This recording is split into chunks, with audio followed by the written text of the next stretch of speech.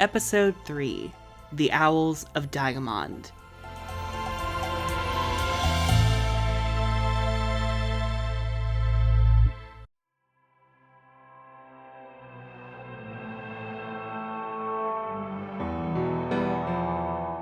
We begin at Beta Academy on Solaria, a renowned sorcery academy which has admittedly always played second fiddle to the likes of Althea. Chimera walks around campus with other students avoiding her and gossiping about how she and her mother worked with Valtor to try and control King Radius. Yet, she has been released for good behavior and somehow allowed back here, even while her mother, former Countess Cassandra, remains incarcerated. Even Chimera's old friends steer clear of her. Under her breath, she vows to one day get revenge on Stella, no matter the cost. We then cut to the conquered Althea, which is now flying through space. Clariel is guiding the school, ensuring that her reclaimed fortress cannot be stolen so easily again. The Trix are in awe of her power, but Selena reminds them that this isn't the real Clariel from history. Rather, it is a shadow of resentment and her desire to protect what she believes is hers. That is the power of the Legendarium, to tap into the myths and legends of the magical universe and bring them to life to suit her needs.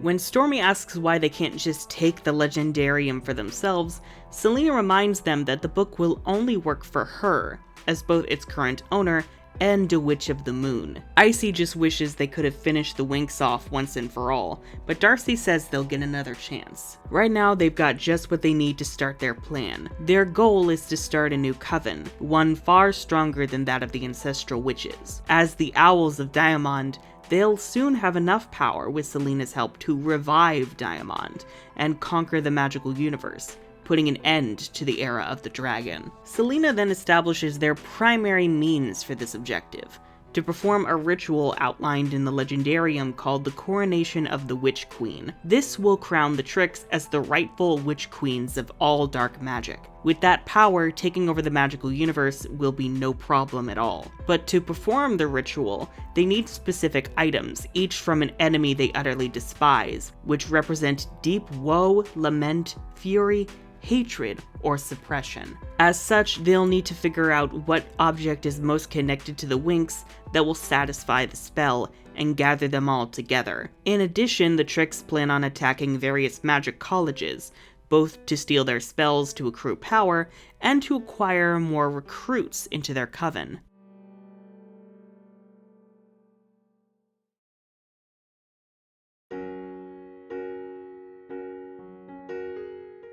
Over on Domino, Bloom awakens in her bedroom to find Oratel asleep in a nearby chair. She gently tries to wake him up before yelling, making him nearly fall over. He rushes to her side, grateful she is okay like the overprotective and affectionate father he is. Bloom asks what happened, to which Oratel says he was hoping Bloom could explain that. She remembers the attack on Althea, but there's some kind of block when she tries to recall who cast the spell on her, or what the spell even was. She then asks where the other Winx are. When Oratel says they're having breakfast, Bloom rushes to the dining hall, ignoring as Oratel says that he has to tell her something first. As she arrives, she finds the Winx gathered around the table eating as Miriam watches over them. Bloom runs to hug Stella, but Stella tells her to back off, as the Princess of Solaria doesn't hand out autographs to just any fan, however adoring. Bloom pulls back, teasing Stella about being her usual bratty self, but it quickly sets in that Stella has absolutely no idea who Bloom is. None of the Winx do. In fact, none of them remember anything from before their first day at Althea. Aisha is even jumpy, thinking that the pixies are in grave danger. Miriam pulls Bloom aside, saying that whatever spell was cast, it seems to have erased their memories but not their powers. They still have Enchantix, they just have no idea how to use it, nor their fairy dust. Bloom then decides to try her fairy dust, but it has no effect. She is absolutely devastated, saying it's just like what happened to Sky. She starts crying and Miriam holds her close, promising that they'll figure out how to reverse what's happened.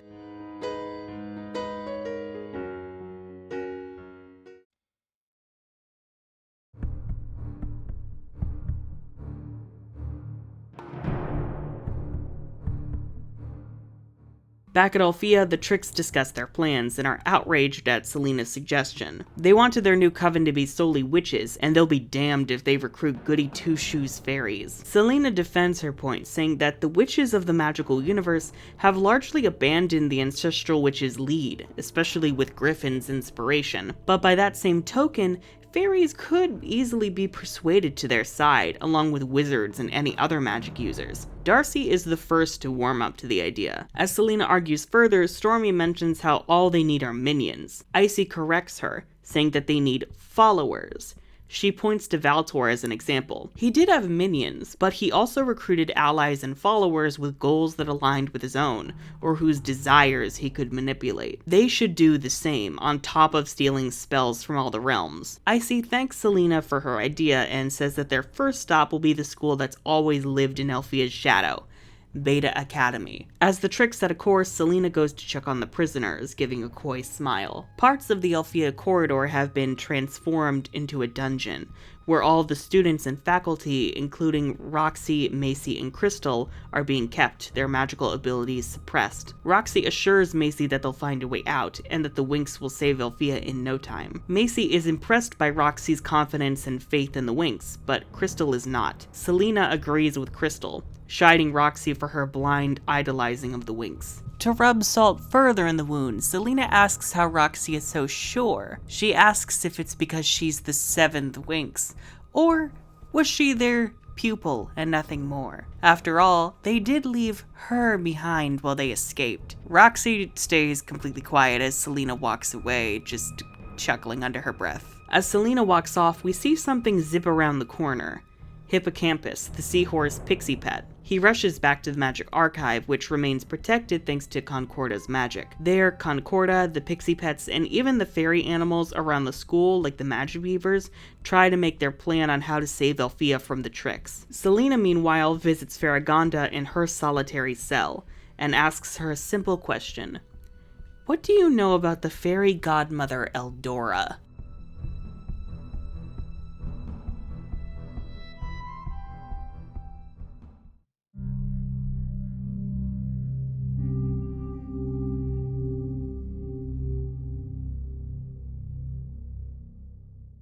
Back on Domino, the other Winx chat amongst themselves. As far as they know, Stella, Flora, Musa, and Tecna were all headed to Alfea to start the new school year. With Aisha calmed down that the Pixies are okay, she admits that she's jealous, given her parents are far too controlling to let her leave her palace. Musa suggests they defy her parents' orders and all go together. Tecna corrects her since, according to everyone else, they already are Alfea students. Graduates even. Flora feels guilty for not being able to remember any of her studies, to which Musa and Stella take a jab at her being such a nerd, followed by high-fiving each other. Despite how casual the others are, Bloom is still distraught, as her fear of losing the Winx Club, just like she lost Sky, seems to be coming true. Miriam assures her that they're still who they are at their core. That can never be taken from you, nor can your magic. Bloom admits she's felt her connection to the dragon flame weakening. She hasn't even been able to summon the spirit of the great dragon. Miriam is not surprised given the amount of turmoil Bloom has been through. When Bloom describes the volcanic ruins from her dreams, her parents recognize it as the Vortex of Flames, which Bloom faintly recalls from her vision of Daphne and Politea's past. The Vortex of Flames was meant for past wielders of the dragon flame to train, and it's also said to be a place of spiritual healing and rebirth through fire. That said, it is incredibly dangerous, even for those chosen by the great dragon. That specifically concerns her, given the whole "you are not worthy" message. She needs time to think this over given her fear, but decides to ask her parents about what else she can remember. The Legendarium and the Fire Eaters. They don't know anything about the Legendarium, but the Fire Eaters are from an old Domino legend, funnily enough, about the Vortex of Flames. They were previous wielders of the Dragon Flame who failed the test of the Vortex, and were judged unworthy by the Great Dragon, and thus were consumed by the flames of their own darkness, forced to wander the infernal depths for eternity. But they're exactly that, a legend. Oratel and Miriam are at a loss for how the creatures could have been real, let alone how someone was able to conjure them up from a book.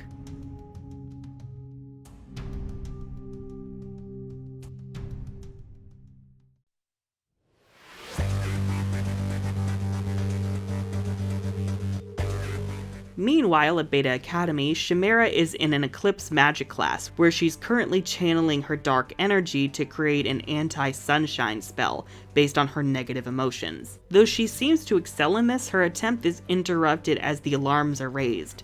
In the distance, the flying Althea approaches, and no one knows what to make of this. Up in Farragonda's office, the Trix are amused by the fear that they're inspiring. Though they do wish they could have attacked Cloud Tower, they'd prefer saving it for once they've thoroughly strengthened their forces. On Icy's cue, Selena reads the story of the Vesperidi, the mythical fairies of the heavens who supposedly created Vesperos, the world of the stars. Eos, the fairy of the dawn, Hemera, the fairy of midday, Astra, the fairy of dusk, and Nyx, the fairy of the night. The Vesperidi are easily able to overpower all of Beta Academy's faculty, with the students too afraid to fight back. The Trix then float above the school, demanding that Beta Academy surrender all of their spells, and that all students pledge their loyalty to their coven, the Owls of Diamond. Chimera recognizes them as the witches who helped Valtor, and she sees an opportunity here. While everyone else is corralled outside, either trying to fight or find cover, Chimera heads into the school's vault. The heart of Beta Academy is far less grand than that of Althea's, a red-purple crown with a lime-green gem, shielded by many cosmic clouds. Using her anti-sunshine spell, she tries to break through the clouds, though seems unable to. Her anger grows as she views this as her chance to prove herself to the Trix, and through them gain the power to get revenge on Stella. As her anger grows and she continues chiding herself, calling herself useless and stupid and powerless, the darkness around her grows. She refuses to be denied what is hers. She becomes strong enough to engulf the vault in a localized eclipse. Before the eclipse can destroy Chimera herself, the Vesperidi clear it, which reveals that Chimera was able to break the shield around the crown. She hears clapping and turns to see the Trix, who are incredibly impressed by her power. Though the Trix are going to be keeping most of the spells here for themselves, Icy takes the crown and presents it to Chimera, so long as she pledges herself to the Owls. Chimera obliges and dons the crown. Immediately, she transforms into what appears to be a dark version of Enchantix. Icy comments on how seeing this, she doesn't mind having dark fairies in her coven.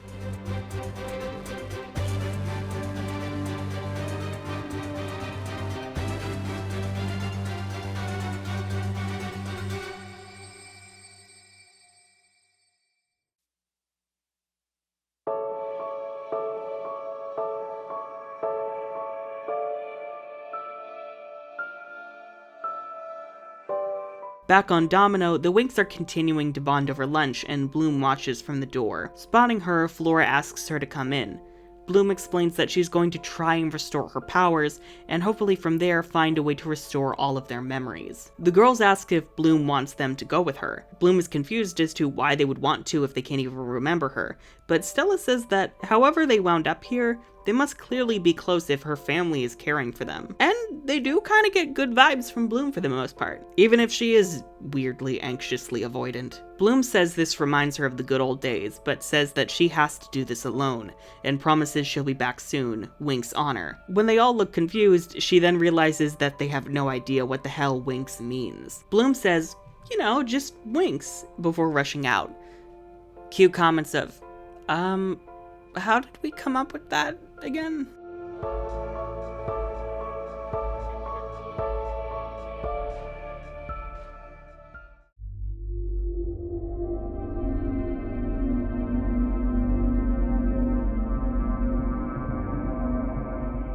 Bloom focuses and the dragon flame guides her into the depths of the castle.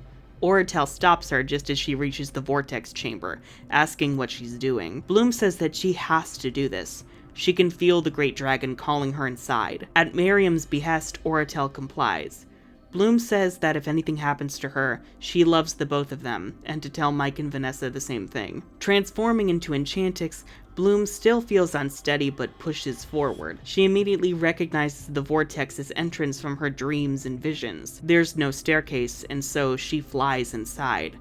On her descent, she's surrounded by powerful purple flames that she struggles to hold back, followed by a familiar laughter. Dark Bloom. She asks, "Did you really think it was going to be that easy to get rid of me?"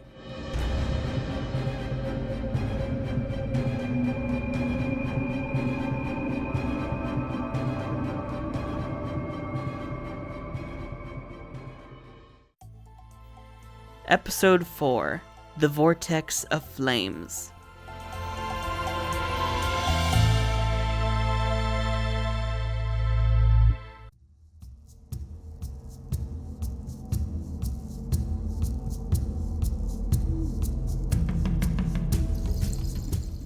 We begin where we left off, with Bloom encountering Dark Bloom in the Vortex of Flames. Bloom asks why her dark self is haunting her after all these years, to which Dark Bloom says that she's always been a part of Bloom from when she was little. Who do you think made us throw all those tantrums when Mike and Vanessa wouldn't let us have pizza every day of the week? But Dark Bloom is tired of being left in the cold, sacrificing everything for everyone else. Now, she has the perfect opportunity to take back control and make Bloom finally do what she wants.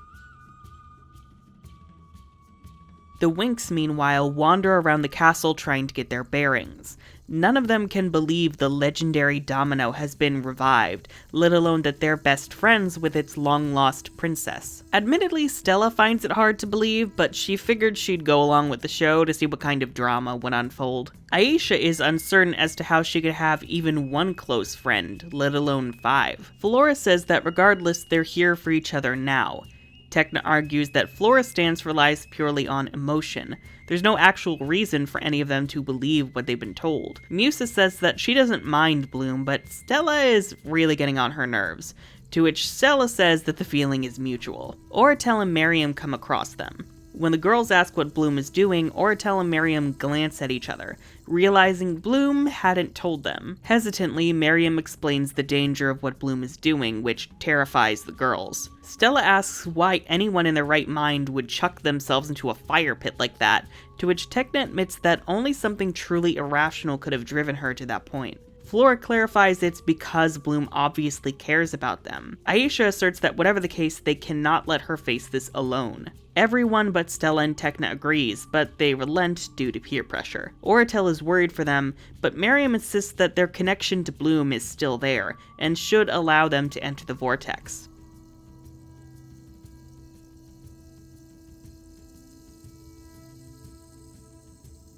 Bloom continues her fight, but it doesn't seem to be going very well.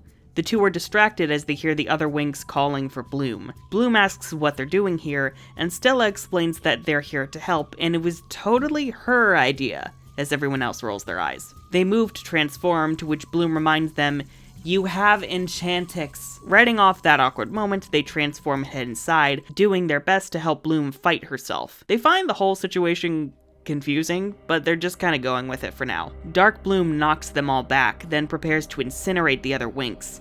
Instinctively, Bloom rushes to protect them, shielding most of the attack but getting burned a bit in the process. Dark Bloom asks why she would bother protecting people who can't even remember her. Bloom says that no matter what, the Winx are her best friends. They made her who she is now, and she will never let anything happen to them.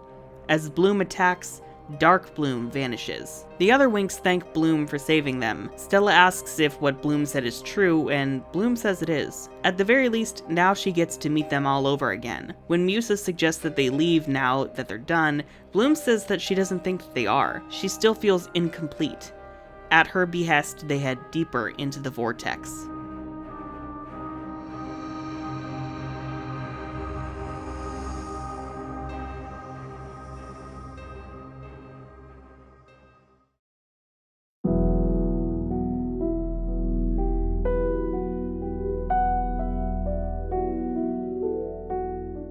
At Alfea, meanwhile, Roxy is clearly unable to rest, still trying to escape the dungeon, even with her magic suppressed. Macy tries to help Roxy calm down, as exhausting themselves isn't going to help them. Roxy is frustrated at feeling so helpless, but then takes a jab at herself not being able to stop Selena. Macy says that they just need to wait for the Winx, and Roxy stays silent. Macy asks about Roxy's connection to them, and Roxy admits that she's not even sure whether she's part of their group or just a pupil. She's apparently talented in magic despite not particularly caring about it, and yet she feels alone at Alfea. She's too different from the majority of Alfea students to feel included by them.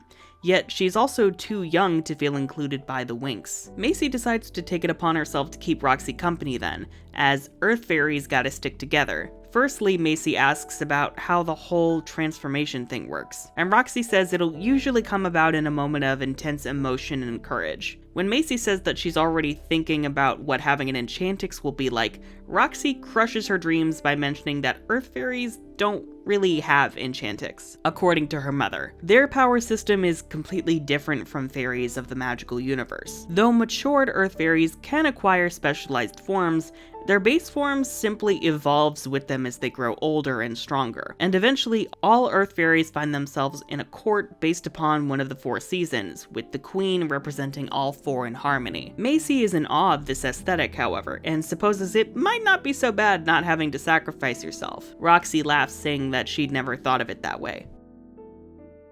The Winx, meanwhile, reach a dead end at the very bottom of the vortex, filled with lava. Bloom, however, feels something off. Aisha notes how it doesn't feel hot, and Tecna's readings confirm that the pit is actually the coolest thing in here.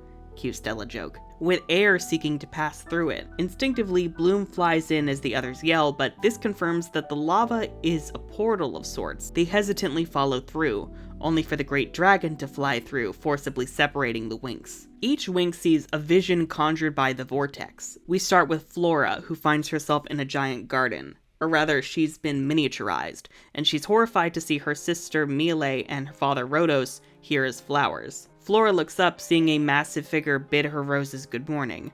She tries to flee, only to realize she's transformed into a living flower. The figure chews Flora out for trying to leave her garden, and says that they still have much work to do to make her perfect. Tecna is in a corrupted digital landscape, much like her nightmare from the Trix's monster way back when. However, this time, her imprisonment in code is overseen by 2 faceless figures who say that this is to restore their design for Tecna. Tecna tries breaking free, only to be sucked into the Omega portal. Musa is on stage conducting a quartet of other versions of herself, all wearing different outfits ranging from masculine to feminine. They attempt to play together, but the music is discordant and painful to the ear. She turns to see the faceless crowd remaining silent, and watches helplessly as her parents and Riven disappear, losing her voice as she tries to call out to them. However, Musa sees one person remaining within the crowd, her younger self. Aisha is surfing on Andros and enjoying the waves, but quickly falls over when she hears Naboo calling for help from the shore. She tries to reach him, only for the waves to knock her back. Soon the waves themselves echo with his voice, swirling around and dragging her into the depths. Stella poses in front of a mirror, then is confused as her reflection becomes her mother Luna. Luna reaches through and pulls Stella in, and as Stella calls out for her father Radius to help her, he simply watches. Once Stella is fully imprisoned within the mirror, Radius shatters it, leaving Stella crying in all the broken shards. We then cut to Roxy, who is inexplicably on Tir Nanog, where she's being hailed as the new queen of the Earth Fairies. The ceremony is interrupted as the Wizards of the Black Circle attack, opening the Dark Gate and capturing all of them, leaving Roxy for last. She sees the Winx flying overhead, watching dispassionately. She calls for them to help, but they do nothing as Roxy is captured. Roxy awakens in her cell at Althea, with Macy clearly worried for her. Roxy isn't sure what the dream was, but she says she felt something burning in her chest. We end on Bloom's nightmare, which is similar to her previous ones. This time, each of the Winx, as well as Sky, is consumed by the Vortex of Flames and transformed into fire eaters. She turns to see Selena, this time holding the Legendarium and commanding the fire eaters to attack. The power is too great, however, and Selena winds up consumed by the fire as well, with Bloom getting caught up in the blaze as she tries to save Selena.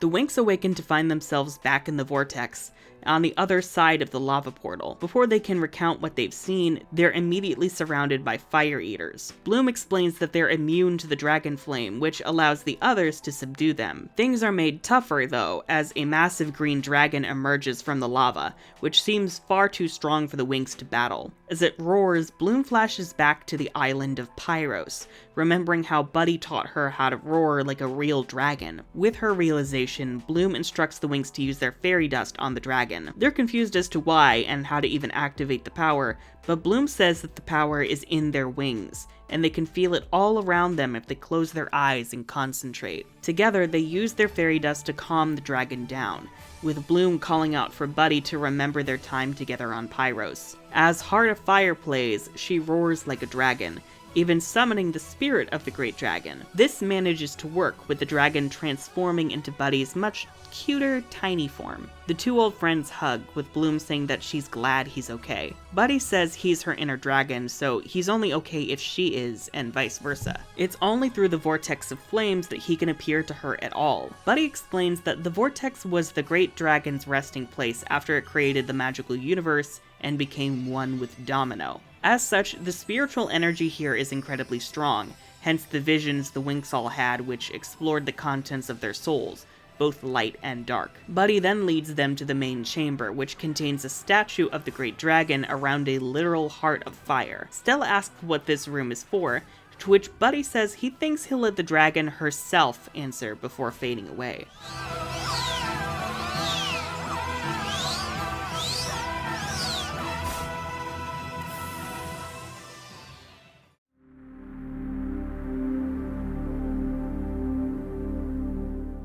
The great dragon then speaks through the statue.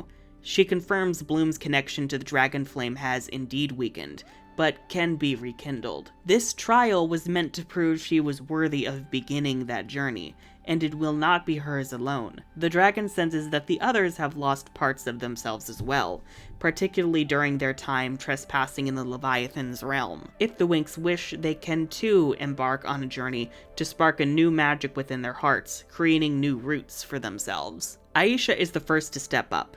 She respects Bloom's courage, and something in her gut says that this is the right thing to do. Plus, it's finally her chance to make friends. It's a technicality, but, one by one the others agree as well. Flora says that she believes no one has ever finished growing as a person. Musa says that she would be crazy to pass up a once-in-a-life opportunity like this, especially when it involves the frickin' dragon that created the whole universe. Tekna is curious to see where this all goes, so she agrees too. Stella is the last one to agree, saying that she's not entirely sure if this is sane, but it definitely seems fun. Following the Great Dragon's instructions, Bloom creates 6 small crystals, 1 for herself and 5 which float towards each of the Winx. As the girls rediscover themselves and face their innermost fears, these crystals will spark into a new transformation born from their share of the dragon flame unique to them, Ardorix. The form hasn't been seen in eons, but perhaps with the beginning of this new age, it is time for the fabled dragon fairies to return. Stella is confused, given she always thought Enchantix was going to be their final transformation, to which Bloom jokes that that is a long story in and of itself. The dragon also explains that even when they earn Ardorix, their journey will not be over. Their magic always has the capability to grow, especially through further personal growth, and a discovery of the connections between all things. Perhaps even the power of fantasy could be within their reach soon enough. Before fading, the dragon gives the Winx one last bit of advice. Listen to their inner darkness, as it is often trying to tell them something their light cannot bear to see. With their mission successful, the Winx decide to take some time to relax and get to know each other outside of world-ending fiascos and infernal death pits. They celebrate the Sparks Festival on Domino, goofing off and just enjoying each other's company before the real storm begins.